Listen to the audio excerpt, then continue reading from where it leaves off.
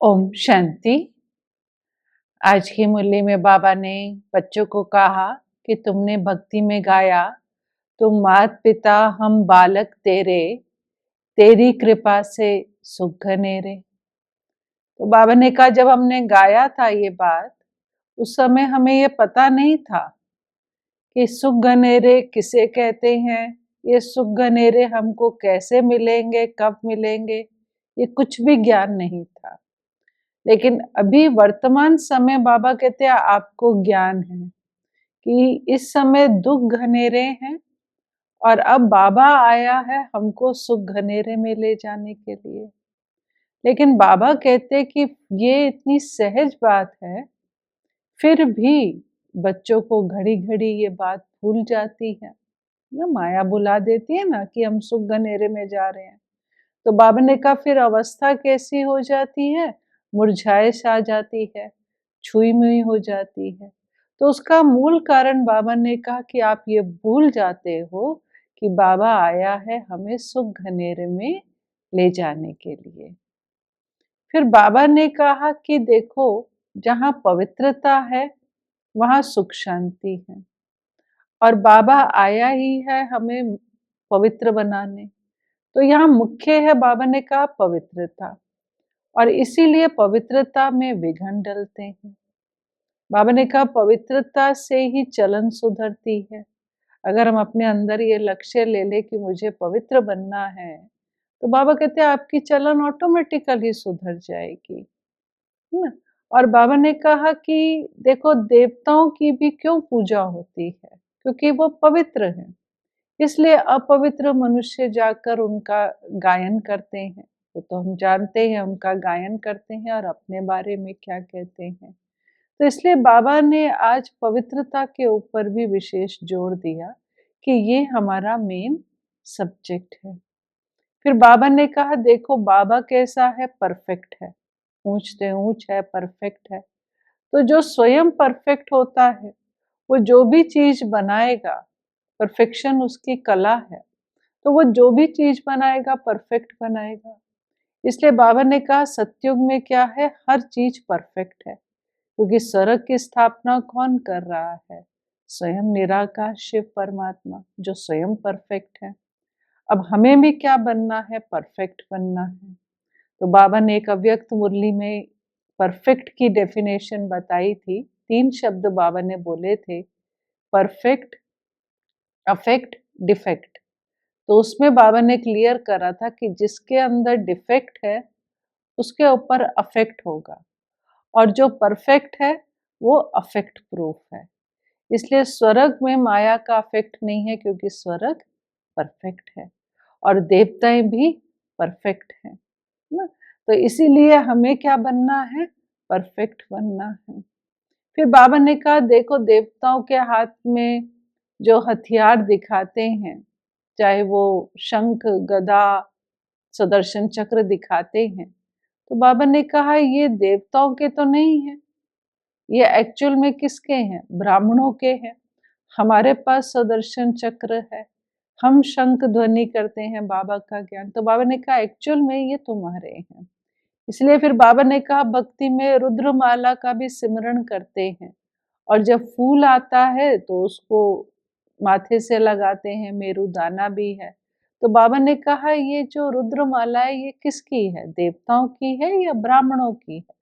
तो बाबा ने कहा ये ब्राह्मणों की माला है, क्योंकि ब्राह्मण मेहनत करते हैं, देवताई पद तो हमारा प्रारब्ध है। तो जो सिमरण है वो हमारे मेहनत, जो हमने पुरुषार्थ वाला जन्म है, वर्तमान जो हम ब्राह्मण बने हैं, जिसमें हम डायरेक्ट परमात्मा से पालना ले रहे हैं, पद्मा पदम भाग्यशाली भी हैं। तो बाबा ने कहा आपका सिमरण होता है, और क्योंकि शिव बाबा हमें पढ़ाते हैं इसलिए मेरे फूल को चूमते हैं।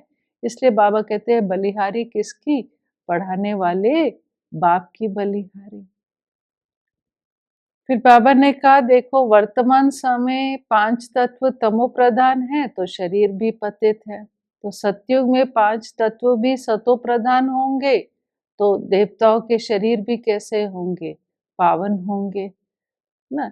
इसलिए बाबा ने कहा कि देवताओं के आगे जाकर मनुष्य जो गाते हैं, तो देवताएं तो किसी को पावन बनाते नहीं है, पावन बनाने वाला बाबा ने कहा एक शिव परमात्मा ही है। फिर बाबा ने कहा देखो नई दुनिया स्थापन होती है तो पुरानी दुनिया का विनाश होता है, तो उसके लिए बाबा कहते हैं कि तैयारी क्या हो रही है। 5 तत्व भी इस समय तमो प्रधान हो रहे, तो नेचुरल कैलेमिटीज, बॉम्ब, ये आदि अर्थक्वेक, ये बाबा ने नाम लिए। तो बाबा ने कहा ये कोई ईश्वरीय आपदाएं नहीं है, ये तो ड्रामा में नूंद है इन सब का। बाबा ने कहा कि मेरा जो कर्तव्य है वो अलौकिक है, क्योंकि मैं अलौकिक बाप हूँ, करण करावनहार हूँ। तो बाबा अलौकिक कर्तव्य क्या करते कि इस सृष्टि से पाप का बोझ खत्म कर देते, मनुष्यों को पाप से पुण्य आत्मा बना देते। बाबा ने कहा महात्मा कहते हैं, तो महात्माएं तो देवताएं हैं, तो देवताएं कहाँ होते हैं? स्वर्ग में। तो बाबा ने कहा स्वर्ग को ही राम राज्य कहा जाता है। अब बाबा ने कहा कि जो जितना यहाँ संपूर्ण बनेगा उतना ही भविष्य में सुख पाएगा, और जितना अपूर्ण उतना कम सुख। जैसे एग्जाम्पल दिया बाबा ने कि डॉक्टर होते हैं, लेकिन सभी डॉक्टर को एक जैसी पगार तो नहीं मिलती, किसी को ज्यादा किसी को कम। उसी तरह से स्वर्ग में भी सब देवताएं तो होंगे, लेकिन सब एक जैसे तो नहीं होंगे। और दूसरा बाबा ने कहा देखो देवताओं को पास्ट प्रेजेंट फ्यूचर का ज्ञान नहीं है। पास्ट प्रेजेंट फ्यूचर अर्थात आदि मध्य अंत का ज्ञान किसको है? केवल ब्राह्मणों को। इसलिए बाबा ने कहा कि तुम जितनी पढ़ाई पढ़ते हो तो पढ़ाई से ही आशीर्वाद मिलती है। और आज के वरदान में बाबा ने सच्चे सेवाधारी क्या बताया कि जैसे बाबा कई बार कहता है कि सच्ची सेवा खुशी देती है। तो बाबा ने कहा कि कई बार क्या होता है कि सेवा का उमंग उत्साह तो अच्छा है, लेकिन कई बार क्या होता है, बाबा कहते हैं आपको सेवा का चांस नहीं मिलता है। अब सेवा का चांस नहीं है, लेकिन फिर भी आप सेवा कर सकते हैं। वो कैसे? बाबा ने कहा अपने धारणा स्वरूप से, अपनी धारणाओं से। और धारणाओं से जो हम सेवा करते हैं तो उससे बाबा कहते हैं आपको खुशी मिलती है, और आपके धारणा के सब्जेक्ट में मार्क्स भी जमा होते हैं। अब धारणा से कैसे सेवा करें, है ना? जैसे ब्रह्मा बाबा को हमेशा रहता था जो कर्म मैं करूंगा मुझे दे और करेंगे। तो कर्म तो हमें करना ही है, तो कर्म करते हुए चाहे सेवा का चांस है नहीं है, लेकिन कर्म करते हुए भी अगर मेरी अवस्था एक रस है ना, हलचल में नहीं आए कि कई लोगों को यही संकल्प, व्यर्थ संकल्प चलने लग जाते हैं, क्या है मुझे कोई सेवा ही नहीं है, मुझे कोई सेवा का चांस ही नहीं मिल रहा, ना दूसरों को सेवा मिल रही है, बाबा मुझे तो कोई सेवा का चांस ही नहीं मिलता। तो ये क्या है? ये तो हम और ही अपना नेगेटिव मार्क कर रहे हैं। लेकिन उसमें भी हम संतुष्ट रहें, खुश रहें, अपनी अवस्था एक रस रखें।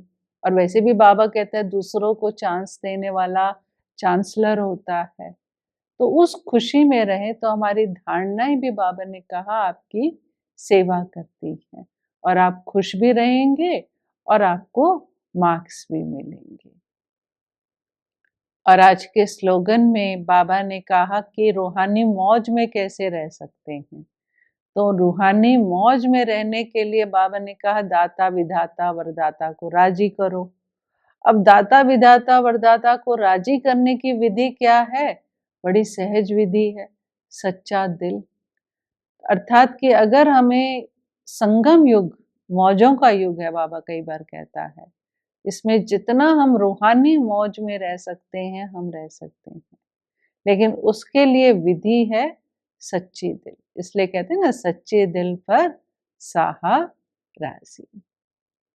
तो आज की मुरली से हम यही प्रेरणाएं लें कि पहली बात जो बाबा ने कहा कि तुमने भक्ति में पुकारा, तो वर्तमान समय बाबा हमको दुख घनेरे से सुख घनेरे में ले जा रहे हैं, तो ये बात भूलनी नहीं है, क्योंकि भूलने से मुरझाइश आती है ना, तो इसको सदा याद रखना है। दूसरी बात जो बाबा ने पवित्रता की कही कि पवित्रता ही सुख शांति की जननी है, और जहाँ जो पवित्र है उनकी पूजा होती है और विघ्न भी इसमें पड़ते हैं।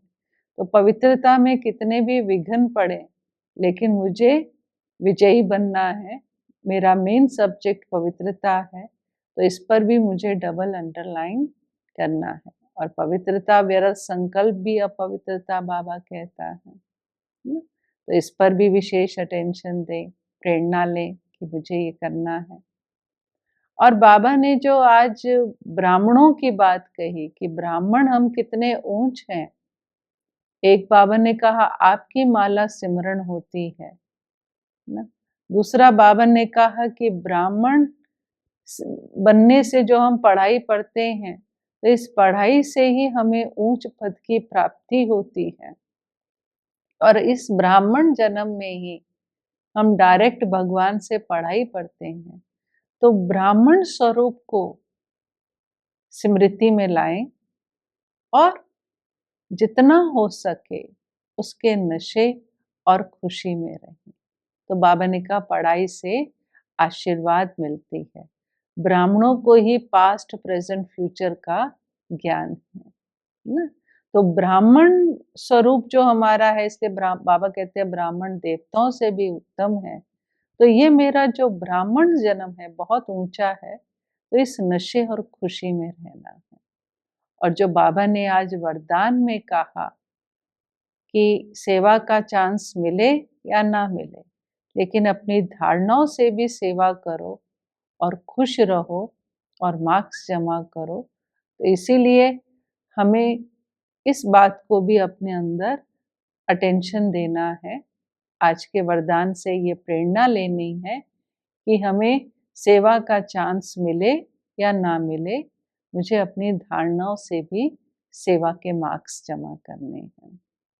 और जो बाबा ने कहा रूहानी मौज स्लोगन में, तो सच्चे दिल से बाबा को, वरदाता को राजी कर रूहानी मौज में रहना है। ओम शांति।